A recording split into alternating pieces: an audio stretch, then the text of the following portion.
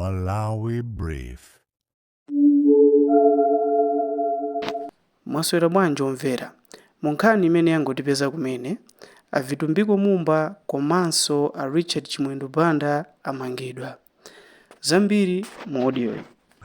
Apolisi kusunga Richard Chimwendo Banda amene anali nduna mu ulamuliro wa President Lazarus Chakwera komanso amene ndi phungu wa nyumba ya malamulo pakadali pano komanso mlembi wamkulu wa chipani cha MCP. Kuti ndive zambiri tili ndi mtolankhani wathu pano Winston Kaimira. Winston, tifotokozera kuti bwanji makamaka za Chimwendo Banda. Zona di amzanga kumene tikuyankhulira ndi ku likulu la polisi mdziko lino ku area 30 komwe tangomaliza kulankhula ndi mneneri wa polisi mdziko lino Lero Chintembo. Iwowa atiuza ndithu kuti apolisi amanga a Richard Chimwendo Banda omwe anali nduna ya maboma ang'ono ndipo akuwasunga. Tinawafunsa kuti akuwasunga ku polisi yakuti komanso kuti mwina nkhani yomwe awamangira nditi. Zimenezi sanafotokoze, ananena kuti apolisi atulutsa kalata posachedwa pa tsiku la lero mwina akacha kumadzulo kuno kuti afotokoze tsatanetsatane wa nkhani imeneyi kuti kodi nchifani awamanga a Richard Chimwendo Banda. Komanso anatiuzanso ndithu motsimikizanso kuti apolisi amanganso vitumbiko mumba. Ndiye nkhani ya mumba ndichatima fotokoza takhati kufotokoza ndithu kuyambira chakumawako. Mwina Winston, tikudziwa kuti Achimwendo ali kuti panopa? Iwo Achimwendo Banda kutengera ndi zomwe apolisi anena sanatiuze kuti ali kuti. Komano pali malipoti chabe onena kuti iwowo anakadzipereka ku likulu la polisi. Tinafunsanso amene wa Achintembo kuti kodi tikumva kuti adzadzipereka, ndi anati zimene sangathe kunena kuti adzadzipereka kapena zayenda motani, koma chomwe angatiuze pakanali pano ndichakuti awamanga. Tapezapo zotani mwina kuti Chimwendo awamanga chifukwa chani? Tamva zotani kapena? Imeneyi ndi nkhaniso yomwe pakanali pano tikuyesa kufufuza tsopano zifukwa zake ndi ziti. Chifukwa mneneri wa polisiyu sanatambasulenso chilichonse pamenepo kuti kodi nkhani yake ikugwirizana ndi yomwenso awamangira avitumbiko mumba kapena iyi ndi nkhani ina. Pamenepo tinafunsa ndithu zimenezo ndi ana kuti ayi dikirani ndithu apolisi akufufuza nkhanizi ndiye mwina uthenga wina sangaupereke pakanali pano. Chabwino Winston, tikhale tikuyang'anira kwa iyo kuti utifotokozere tsatanetsatane wa nkhani imeneyo. Ameneyo ndi mtolankhani wathu Winston Kaimira. Fellow citizens, especially our brothers and sisters from Malawi Congress Party, I want to tell you one thing before I begin my statement. We got this.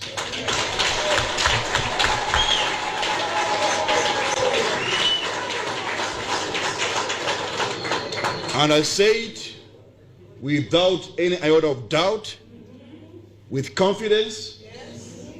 Not only that, but because I've seen what you have not seen. The devil comes to kill, steal, and destroy. Yes. Will not allow that on Mother Malawi. That's why I can confidently say, we got this. On September 16, Malawians went to the polls. You voted in peace and more especially with purpose to choose your leaders. It is our resolve today and our shield against those who steal the will of the people.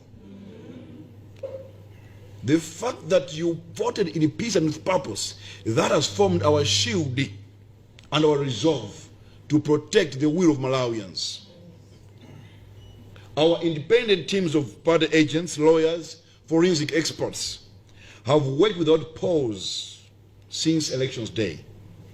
Their findings are very clear, they're consistent, and deeply troubling. We state plainly and without hesitation, the Democratic Progressive Party, have not stolen anything from us, but we have caught them stealing. Ndiangule nchichewa sana beyai komata agwira akuba. And I want to tell them this, our colleagues from DPP, we got this.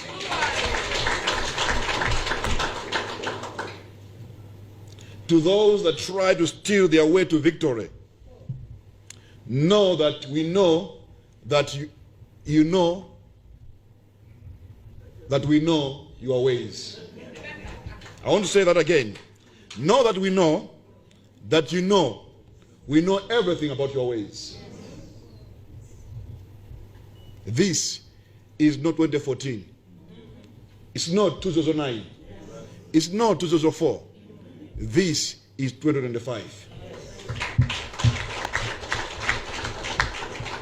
Simungabwere kunkhondo imene enafe tuswera ndi drones ndi mipeni yayi.